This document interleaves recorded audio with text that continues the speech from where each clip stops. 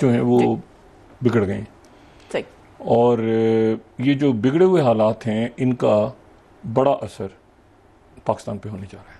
مکہ دفاعی معاہدہ ہوتے ہی ایک جانب تو یمن کے حوثیوں نے سعودی عرب پر ڈرون حملے کیے۔ وہاں یہ دنیا کا سب سے بڑا انڈسٹریل شہر ہے، یاد رکھیں، یہ صرف سعودی عرب کا نہیں، دنیا کا سب سے بڑا انڈسٹریل شہر ہے، سعودی معیشت اور عالمی توانائی کا بھی مرکز ہے۔ جھوٹی باتیں ہیں، مجھے ابن انشاء نے کہا تھا کہ انشاء یہ جھوٹی باتیں ہیں، یہ لوگوں نے پھیلائی ہیں۔ مکہ میں اس کو کرنے کیا جو ٹرائلیٹرل ایگریمنٹ تھا، اس کو مکہ میں سائن کرنے کی سگنیفیکنس بھی اب بہت کھل کے آپ کے سامنے آتی، وہ اس لیے کہ اندر سے ایک سینس آف گلٹ ہے، ایران کے خلاف ایک الائنس ہے، مسلمان بیچارے معصوم سارے گزشتہ 5 مہینے سے دیکھ رہے ہیں کہ ایران مسلم دنیا کی واحد طاقت ہے جو مغربی استعمار، اسرائیل اور صہیونی طاقت کے یا مغرب کی طاقت کے خلاف جو کھڑا ہے، جس نے مار کھائی ہے۔ ان کو اگر آپ دیکھیے تو لینگویج مور اور لیس ایک ہی ہے، صحیح، کیونکہ وہ بھی معاہدہ ہمارے سامنے نہیں ہے اور یہ معاہدہ بھی ہمارے سامنے نہیں ہے، یہ کسی کے خلاف ایگریشن کا معاہدہ نہیں ہے کہ تینوں ممالک نے مل کر کسی کے خلاف یا کسی ملک پہ حملہ کر دینا ہے۔ حالات اس لیے بگڑے ہیں کہ وہ جنگ جو ختم ہوتی نظر آ رہی تھی، امن کی طرف جاتے معاملات نظر آ رہے تھے، وہ امن کہیں بہت دور ہے بھی۔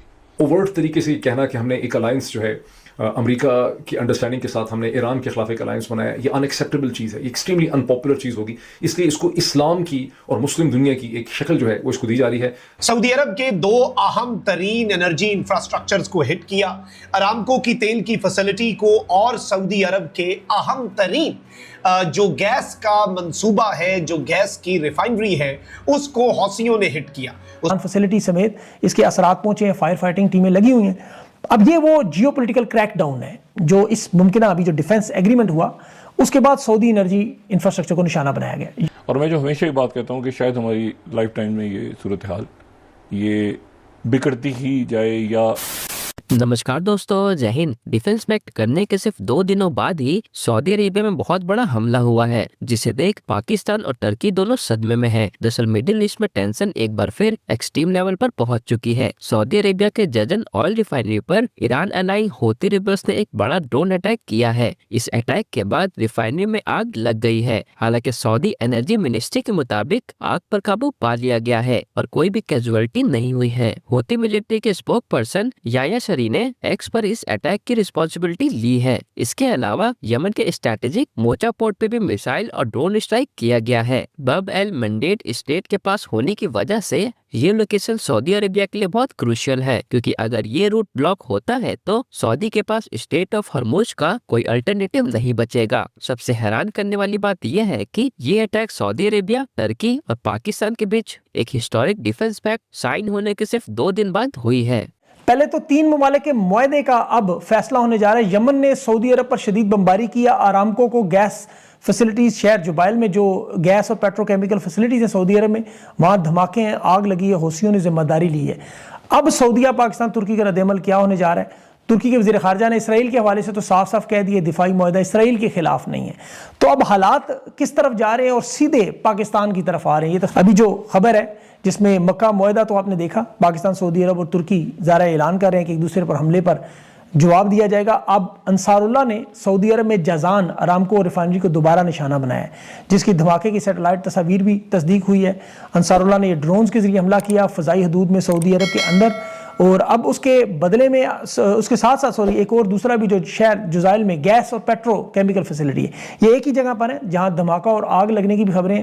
اور یہ سعودی عرب کے مشرقی صوبے میں جو خلیج فارس کا ساحل ہے، وہاں یہ دنیا کا سب سے بڑا انڈسٹریل شہر ہے، یاد رکھیں، یہ صرف سعودی عرب کا نہیں، دنیا کا سب سے بڑا انڈسٹریل شہر ہے، سعودی معیشت اور عالمی توانائی کا بھی مرکز ہے۔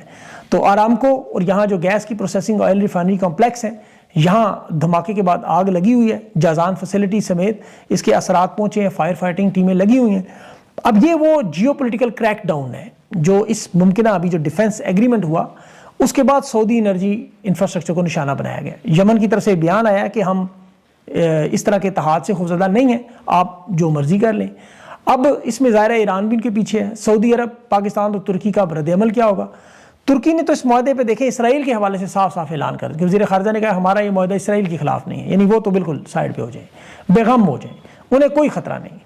اب یہ معاہدہ امریکہ کے خلاف بھی نہیں ہے، خطے میں اب رہ گیا پیچھے یمن اور ایران، تو یہ معاہدہ تو براہ راست ان کے خلاف نظر آ رہا ہے، فوجی کارروائی کیا ان کے خلاف ہوگی اب، کیونکہ ایٹمی ہتھیاروں کے تبادلے کا بھی انہوں نے صاف صاف کہا ہے.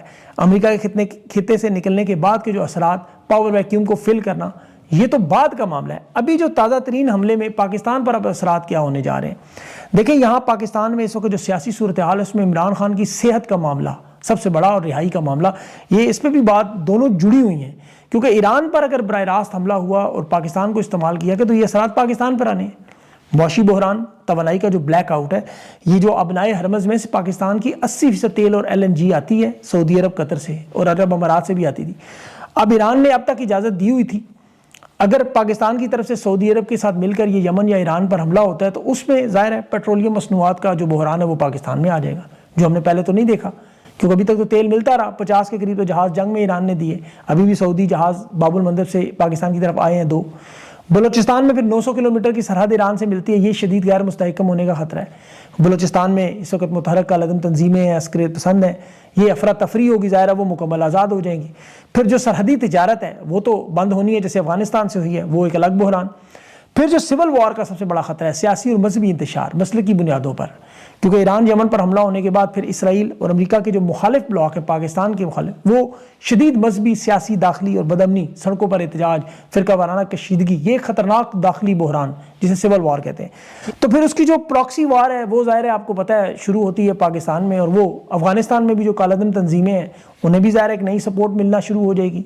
جو پہلے ہی پاکستان کے حالات اس نہج پر پہنچے ہوئے ہیں کہ فوج اور سیکیورٹی ادارے کشمیر سمیت 3 صوبوں میں آپریشنز کر رہے ہیں. کالعدم تنظیموں کے لیے جو حالات ہیں وہ تو آئیڈیل بنے ہوئے ہیں. مراد سعید نے جو اس میں سٹیٹمنٹ آپ اس کی پڑھیں کل کی کہ دہشت گردی کے حوالے سے رونگٹے کھڑے کرنے والی، عوام اور فوج اور سیکیورٹی ادارے آپس میں کس طرح آمنے سامنے ہیں کہ خیبر پختونخوا میں پولیس کو کہا جا رہا ہے کہ CTD سے کہیں کہ آپ فوج سے کہیں کہ صوبے میں ہم سے کنٹرول نہیں ہو رہا، فوج یہاں ایک گورنر راج لگا دے، کنٹرول کریں. اور فوج کے حالات عوام کے ساتھ اس وقت یہ بن چکے ہیں کہ ایک اسکول میں ابھی انہوں نے کیمپ لگانے کی کوشش کی تو وہاں مقامی لوگوں نے، گاؤں کی امن کمیٹی نے لکی مروت میں وہ فوج کو کیمپ نہیں لگانے دیا کہ جب دہشت گرد آئے ہیں تو ہم خود مقابلہ کریں، دہشت گردی ہم خود ختم کریں، آپ کی ضرورت نہیں ہے. باقاعدہ اسلحہ اٹھایا ہوتا ان کے ہاتھوں میں. جھوٹی باتیں ہیں، وہ جو ابن انشا نے کہا تھا کہ انشا یہ جھوٹی باتیں یہ لوگوں نے پھیلائی ہیں. مکہ میں اس کو کرنے کیا جو ٹرائلیٹرل ایگریمنٹ تھا اس کو مکہ میں سائن کرنے کی سگنیفیکنس بھی اب بہت کھل کے آپ کے سامنے آتی. وہ اس لیے کہ اندر سے ایک سینس آف گلٹ ہے. ایران کے خلاف ایک الائنس ہے. مسلمان بیچارے معصوم سارے گزشتہ 5 مہینے سے یہ دیکھ رہے ہیں کہ ایران مسلم دنیا کی واحد طاقت ہے جو مغربی استعمار، اسرائیل اور صہیونی طاقت کے یا مغرب کی طاقت کے خلاف جو کھڑا ہے، جس نے مار کھائی ہے، جس نے ہتھیار نہیں ڈالے. تو اوورٹ طریقے سے یہ کہنا کہ ہم نے ایک الائنس جو ہے امریکہ کی انڈرسٹینڈنگ کے ساتھ ہم نے ایران کے خلاف ایک الائنس بنایا، یہ ان ایکسیپٹیبل چیز ہے، یہ ایکسٹریملی ان پاپولر چیز ہوگی. اس لیے اس کو اسلام کی اور مسلم دنیا کی ایک شکل جو ہے وہ اس کو دی جا رہی ہے. مکہ مکرمہ سے اس کے ٹرائلیٹرل ایگریمنٹ کا سائن کرنا، وہاں سے اس کا خبر نکالنے کا مطلب ہے کہ آپ ایک تاثر دے رہے ہیں کہ مسلم طاقتوں کا ایک الائنس ہے. کس کے خلاف؟ کفر کے خلاف. اور مسلمان اتنے سادہ ہیں بہت سے لوگ کہ میں نے دیکھا ہے، مجھے بعض لوگوں نے ٹیکسٹ کیے ہیں، بعض لوگوں نے کامنٹ کیے ہیں کہ فلاں جگہ ہم نے پڑھا تھا، حدیث اس قسم کی تھی، کہیں قرآن میں لوگ کہتے ہیں، کوئی کہتے ہیں کسی مسلم اسکالر نے ان کو بتایا تھا کہ قیامت کی نشانیاں یہ ہوں گی، تو دنیا ختم ہونے والی ہوگی، تو اسلام کی طاقتیں ایک طرف ہو جائیں گی اور کفر کی طاقتیں ایک طرف ہو جائیں گی. اور اسلام کی طاقتیں کون سی ہیں؟ وہ جنرل سیسی کا ایجپٹ ہے، وہ MBS کا سعودی عربیہ ہے، وہ اردوغان کا ترکی ہے، اور وہ جنرل عاصم منیر کا پاکستان ہے. تو یہ اسلام کی طاقتیں ہیں جو کفر کی طاقتوں کے خلاف اکٹھی ہو رہی ہیں. اس وقت ایران اور امریکہ کی صورتحال کیا ہے؟ پورا 1 ہفتہ ہو گیا ہے کہ امریکن آفیشلز روز ہی پریس کو یہ کہتے ہیں کہ ایران اور عمان کے درمیان میں جو بات چیت ہو رہی ہے اسٹریٹ آف ہارمز کے حوالے سے، وہ بڑی پروگرس کر رہی ہے، بڑی پازیٹیو چل رہی ہے. اس کے نتیجے میں اسٹریٹ آف ہارمز مکمل کھل جائے گی، کوئی مسئلہ نہیں ہوگا. اب یہ پتہ چلا ہے گزشتہ 24 گھنٹوں میں کہ وہ نیگوسیشن ایران اور عمان کے درمیان ہو ہی نہیں رہی. وہ اصل میں عمان کے پیچھے امریکہ ہی کھڑا ہے، اور وائس پریزیڈنٹ JD وینس کی ٹیم جو ہے وہ عمان بن کر، یعنی عمان کے پیچھے عمان کی بازو پکڑ کے وہ ساری نیگوسیشن کروا رہے ہیں. اور وہ بیسکلی طور پہ انڈائریکٹ نیگوسیشن آپ کہہ لیں کہ ایک طرح سے ہو رہی ہے.